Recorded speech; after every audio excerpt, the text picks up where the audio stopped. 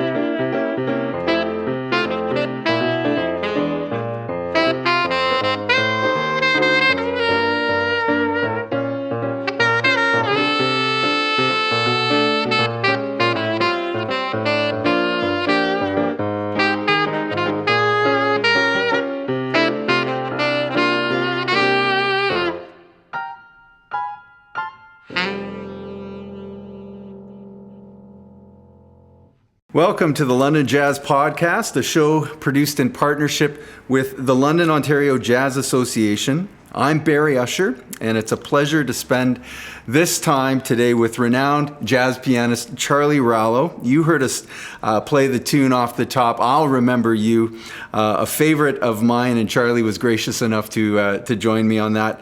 Again, the goal of this podcast is to help share the story of jazz music in London, Ontario, its history, its people, and hopefully its ongoing significance. And today, I do have the privilege of speaking with a musician who is not only a cornerstone of the London jazz scene, but also one of Canada's premier talents. Charlie, welcome to the podcast, and thanks for taking the time to join me today. My pleasure to be here, and it's also a pleasure for me to be asked to be here, because I will enjoy sharing whatever part I had in the London jazz scene, because it's very near and dear to my heart. That's wonderful. Well, Charlie, your career has spanned decades, and it's nothing short of remarkable. I have a few highlights to mention. You were mentored by the legendary Oscar Peterson. You graduated from his prestigious Advanced School of Contemporary Music. You studied under the esteemed Canadian arranger Gordon Delamont, and I hope to hear a few of those stories as we chat. You led the house trio at Toronto's iconic Town Tavern. You got to back greats like Sarah Vaughan, Clark Terry, Donald Byrd, Stan Getz, Al Cohn, Zoot Sim, the list goes on. And among your many musical endeavors, you were also a member of Peter Appleyard's quartet. So Charlie, to start us off, as you reflect on your career, all of these wonderful musicians and opportunities you've had to make music, what are some of the standout moments when you reflect that have stayed with you over the years? Well, to answer that, I have to go really way back.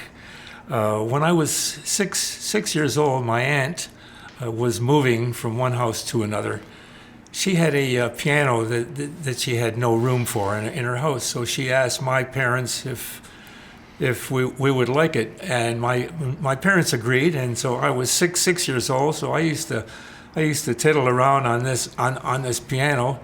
And at the time, Tommy Dorsey's orchestra was the big deal, and he had a hit song called Tommy Dorsey's Boogie Woogie. And so I got playing and this and that and the other thing, and I gradually learned how to play Tommy Dorsey's Boogie Woogie. Anyway, it went on from there and so on, and my parents thought you better take lessons, have lessons. So I had some lessons with different people, with nuns at a convent, and then later on with a real excellent teacher, Alfonso Borsellino, and he led me into classics.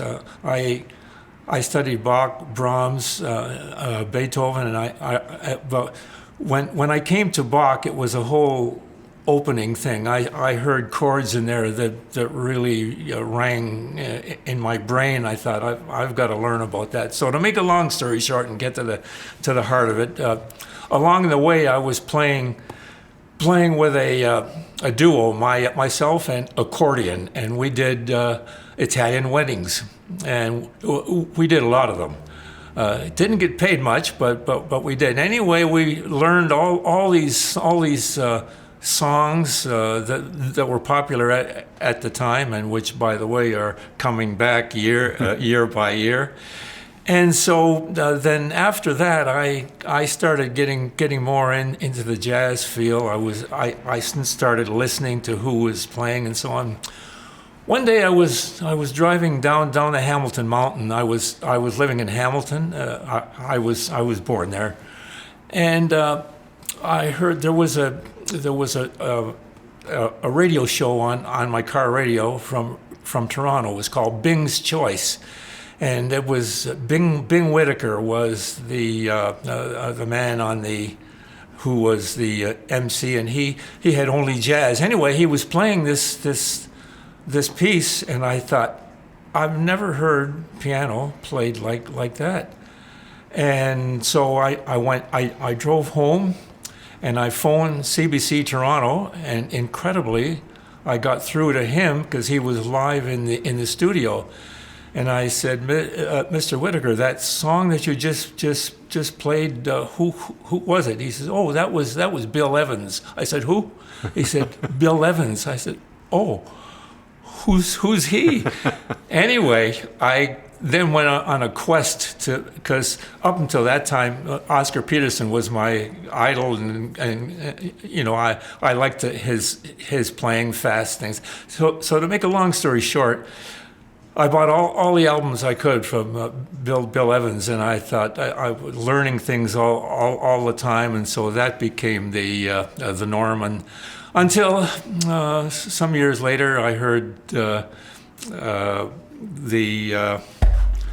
the likes of what's his name. Anyway, to make a long story short, Oscar Peterson was very instrumental in my growth in music in Toronto. So because tell us the connection, you and Oscar Peterson. What was it? The connection was when I went to his school. He was a very, very, very tough teacher. By the way, a very stern master. We were broken up into trios. We had bass, piano, bass, and drums, and they were from everywhere. They're from Seattle, New York, everywhere, and so on. I was one of two people from Toronto who were there at the school. So we, as trios, we had assignments each week, and on Friday was the day we had to play these songs for Oscar Peterson, Ray Brown, Ed Thigpen, and so on. So anyway, I remember one of those. There was a pianist in another trio, and he was scuffling with a song and everything. And I remember in the middle of this whole class, all these people, students, Oscar said to the kid, he said, "When you get to the bridge, jump off." I thought, oh my God. I thought, please don't let this happen to me. Anyway, on the last day of the school, he called me into his office, and I thought, oh no, this is it. And at that time, he said, "I've got some good news for you. You've been given a scholarship to the school, so your tuition is paid." And he used to come into the Park Plaza where I was playing with Peter Appleyard, because he lived on the street behind the Park Plaza, Prince Arthur Street. Anyway, he said, "Charlie," he said, "what do you want to do?" And I said, "Well, to be very honest, what I'd really like is to get a gig at the town tavern. Who they brought in all these jazz stars and so on." And I said that would be really good. I have a trio and blah. He picked up the phone and and he said, "Sam," he called the manager of the town tavern, Sam Berger, and I'm there, listening to this. He said, "Sam, I got this kid here, and he has a trio, and he's pretty good. Have you got a week open for him?" Anyway, there was some talk, and so yeah, well, we've got Christmas week. It's a quite quiet week, so he says, "Fine." So Oscar said, "Are you free?" I says, "Yes, I'm free." So he said, "Oh, okay. You have a week at the town," and he said, "By the way, Sam, pay him more than scale." I remember that to this day. Anyway, I did the job, and it went okay. I mean, I was scared, but the manager of the town sort of liked what he heard, and they were changing bands at that time. So he asked me if I'd like to be the house trio. I said, "Of course." So they brought in all these stars, and I was overwhelmed. I thought, my God, I'm playing with Donald Byrd, with Bobby Hackett, with Al Cohn and Zoot Sims. That was one of the most enjoyable weeks of all. Anyway, to make a long story. Now, would those artists come in for a week at a time? They were all booked out of New York, and they would come in for a week at a time. So I was there for a week with one guy and another one with the singers, and Sarah Vaughan. She her pianist at that time was John Bunch, and John somehow could not get across the border because of past things, and so they asked me to be the pianist, and again learning on the job. She was so kind and generous. I thought, my God, these stars are so good, and yet they're so generous to people like me who are at their mercy, right? And so anyway, I was lucky enough to be the at the right place, the right time. But I also learned that I wanted to learn a writing arranging, and that's when my best friend was Rob McConnell. We were very close friends. We would ski every week up north. So some of the colleagues that we have here in London, we perhaps have heard these stories before, but we love them dearly. To hear about you and Rob McConnell, and what a tremendous relationship that was. Please, if you don't mind, tell us more. If maybe you have a story or two that. Well, Rob again was he was an interesting guy. The guys used to always bug him because he played valve trombone rather than slide. But anyway, he was one of the giants in town. Luckily, I was his friend, so he would drag me along to the after hours clubs, and I got to play at a bunch of them, the House of Hamburg and so on with him and so on. Anyway, he said you should get into arranging and so on. So that's when my introduction to Gord Delamont, and through that I studied arranging for 3 years with Gord, and all the time I was playing gigs, and Rob was pushing me on. Every day we'd be on whenever we went skiing, we'd be on the hill, and we'd be talking about music as we're skiing, and I'm falling all over the place. He was a better skier than I was. But anyway, and interestingly enough, Rob, of course, then formed his Boss Brass, and I was never part of that. He only used piano with that thing for one short thing. But anyway, the arranging went fine. And so I remember I have those Gord Delamont books that were purchased. They were passed down to me by my father, and I remember reading them, loving the material. What were some of the lessons like that you had with him? Were they lab sessions? Was there a band? Was one-on-one with him every week. It was an hour and a half. Okay. And he opened up a lot of I call them rabbit holes. They're for me.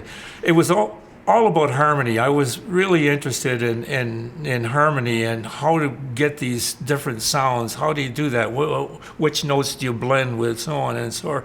He opened a lot of that up for me. And anyway, he guided me down that path, so that when I wrote my first arrangement, that was scary. I have to tell you about that. He says you can choose whatever whatever one you want, and so you write the arrangement for full brass, full saxophone, full rhythm, section, everything, all the parts. And so I chose round midnight in the original key, and I strenuously went through the whole thing and blah blah blah, and I had him look at it, and he says it looks okay to me, and so.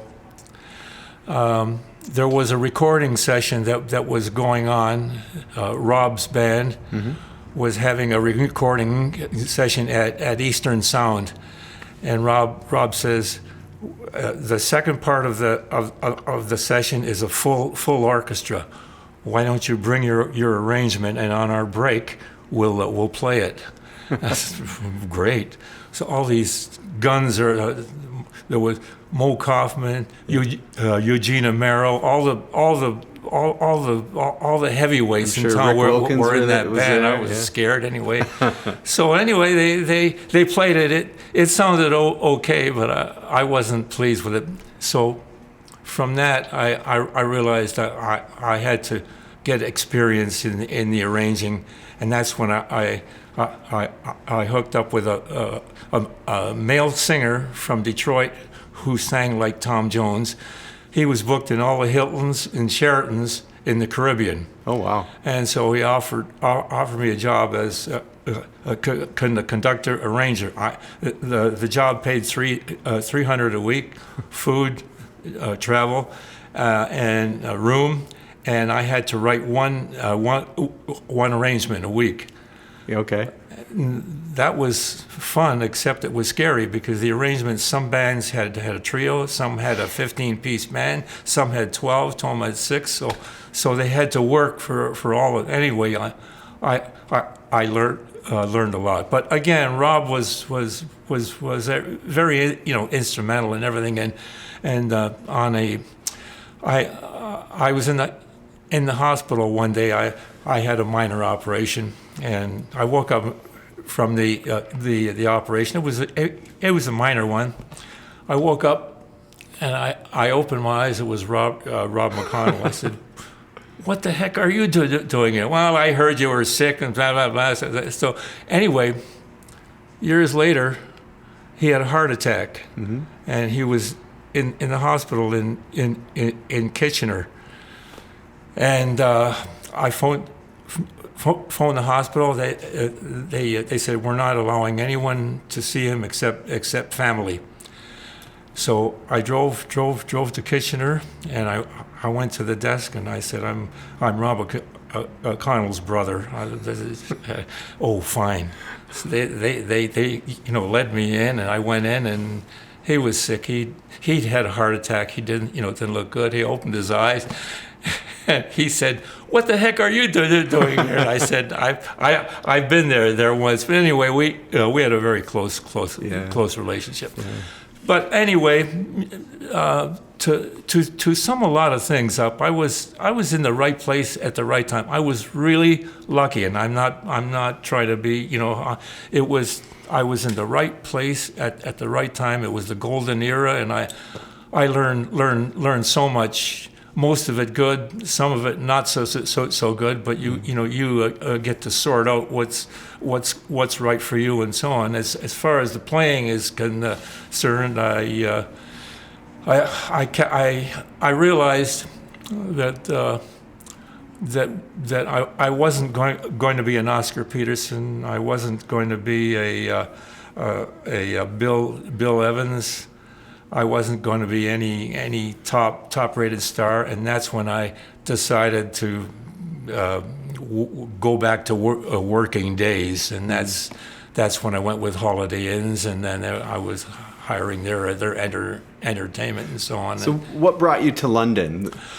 What brought me to London was at the time when we came back from Arizona. I was doing the same job that I did with Holiday Inn, only with Ramada, and their head office was in Phoenix, Arizona. When that ended, we came back to Canada. I thought, I'm out of a job, and I've never been out of a job. So anyway, I heard that the Ministry of Corrections was hiring. This is jails, right? And I thought, oh boy, jails, criminals. I'll take the interview, and if I get the job, I'll the first job after I'll be leaving. Well, I got the job, and I really liked it because what I was doing, I was working in a institution where there were a lot of shrinks there, and people. There was case management and so on. It was more than locks and keys. You were dealing directly with the prison. So anyway, that was in Toronto, and then I gradually went from there to Goderich to a young offender place, and then I got gradually transferred to London because my wife and her family lived in London, and I wanted my children to be close to the family. So yes, that brought me to London.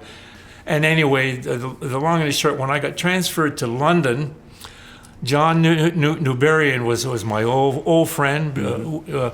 I knew him from when when he played in Campbell's, downtown London, because when I was with Appleyard, we used to play there twice a year. So when we played there, John's trio was off the week, so John would always come on. So we got to be good friends and so on. And so when I got transferred in corrections to London, I called John. I said, John, I'm in London now, and I'm back playing. In case you have any jobs. So he said, oh, good. He gave me 14 jobs because he had just taken a trip to Alaska on a ship. So I had all these jobs. There were concerts, there were this and that, and I said, John, you haven't heard me play. He says, oh, you'll be fine, you'll be fine. So again, I thought he's giving me all these gigs, and he's trusting me, so I had to go practice again. But anyway, the long and short, it just went on and on. And London has been a real joy for me, because I got reacquainted to music, and I got to learn a lot of things from a lot of good people here. London still has the best stable of musicians, not only jazz but otherwise, that anybody has. This is a great place. Well, you certainly have been somebody that I look up to. I remember some of the gigs that you were so gracious to call me to play with you, and walking away from those times having learned more than I contributed. I also, what stands out to me is that very special relationship you and John Newberian have. Yeah. And I recall running into the both of you at Unger's. Yeah. I forget what day of the week you had a standing lunch, but Yeah. I snuck up on both of you, and I think I gave you a good scare that day. But such a wonderful legacy that you have here in London. All of the musicians that have had the chance to work with you, I know, appreciate it greatly. What are some of the things that you've done in the last 5 years? I know COVID has changed a lot, but what are some of the gigs or the musicians that you've appreciated working with locally here? Well, you can start with you. Whenever I had a chance to have a gig at the Wolf, if I could expand it to a fourth or fifth player, it was always you that I'd call, because I always admired your playing. Your playing wasn't timid. It was you always went for it, and sometimes foolishly, Charlie. Yes, but the results were golden. So anyway, there were others. I was very influenced, and I was very appreciative of the work that Jeff Christmas did in town. We did some work, but I always admired his dedication to both sides of the business, the classical part and the jazz part. He was somebody I learned some things other than music from. That you have to be patient and wait your turn, because it'll come, but it's not going to come unless you put in the work. And that was a part. I tended in early years to be lazy, and I thought, oh well, I don't want to practice. I don't want to do this. It's that. But later on, I found out that if you want to do anything, if you want to be happy about what you're doing, you better put in the work, because if you don't, it will show, and that is humiliating. so it sort of drove me. I learned that from a drummer, right? So you have to think about that too. Right. Something that you always learn. You mentioned Pete Hyson. His dedication to music. He played the bass, he played tuba and so on, but arranging, he kept on with the arranging, and when things got tough, and he still was able to make a living out out of music and make a good living, as he should, because he's an excellent musician, and another person that London should be proud of, because he's one of the shining stars, even though he's not out front like a lot of others are, you know. So I appreciate things that that others do, especially unsung heroes, if you will. Anyway, Oh, certainly. Well, I'm still learning. By the way, as I told you, I'm in my 90th year. Goodness gracious me! I wake up every morning, and the first thing I say is, "My God, I'm alive. Thank you." Well, Charlie, the stories are so rich, and I could sit and listen to so many more. But unfortunately, we will have to close our conversation and hope to hear some more later. So thank you once again so much for joining me today, and a big thank you to everybody who's watching and listening. If you would like more information about the London, Ontario Jazz Association and its initiatives, please visit jazzassociationlondon.ca, and there you can also find details about this year's London Jazz Festival taking place throughout the month of April across the city. Now, to wrap up the show, Charlie, you and I recorded earlier a tune that will play us out. I want to thank you once again. Charlie, thank you so much for your time. Thank you very much for having me. I enjoyed this thoroughly. Oh, wonderful. I'm Barry Usher, and this is the London Jazz Podcast.